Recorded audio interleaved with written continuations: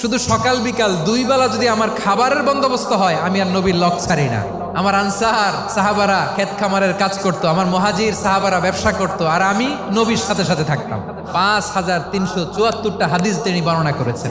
সবচেয়ে বেশি হাদিস বর্ণনাকারী সাহাবী আবু হুরায়রা রাদিয়াল্লাহু তাআলা আনহু। বিড়ালের বাবা কি করতেন? খালি হাদিস মুখস্থ করতেন। হাদিস প্রিজার্ভেশনের কাজে বিশ্বনবী ওনাকে কাজে লাগিয়েছেন। উনি একদিন বলেন, ইয়া রাসূলুল্লাহ আসমাউ মিনকা কাসীরান ফালা আহফাজু। নবী, অনেক কথা শুনি, আমার মনে থাকে না। বিশ্বনবী বললেন, তাই তোমার চাদরটা বিছাও। আবু হুরায়রা বিছালেন। বিশ্বনবী হাত বুলায় দিলেন। এরপরে অনেক হাদিস বর্ণনা করলেন। আবু হুরায়রা বলে, তারপর থেকে বিশ্বনবী যাই বর্ণনা করে আমি শুনি আর একটাও বলি না। এখন সুবহানাল্লাহ। বিশ্বনবী ওনাকে নবীর এই যে লক্ষ হাদিস প্রিজার্ভেশনের এই দায়িত্ব দিয়েছেন সাইয়েদনা আবু হুরায়রা রাদিয়াল্লাহু তাআলা আনহুকে। আপনারা কি খেয়াল করেছেন কত বড় চৌকস ট্যালেন্ট হান্টার ছিল আমার নবী? এক একজনের এক এক ট্যালেন্ট, এক একজনকে এক এক দায়িত্ব দিয়েছেন, এক একজনের প্রতিভাকে এক একভাবে বিকশিত হওয়ার সুযোগ দিয়েছেন। আওয়াজ করে বলেন ঠিক কি না?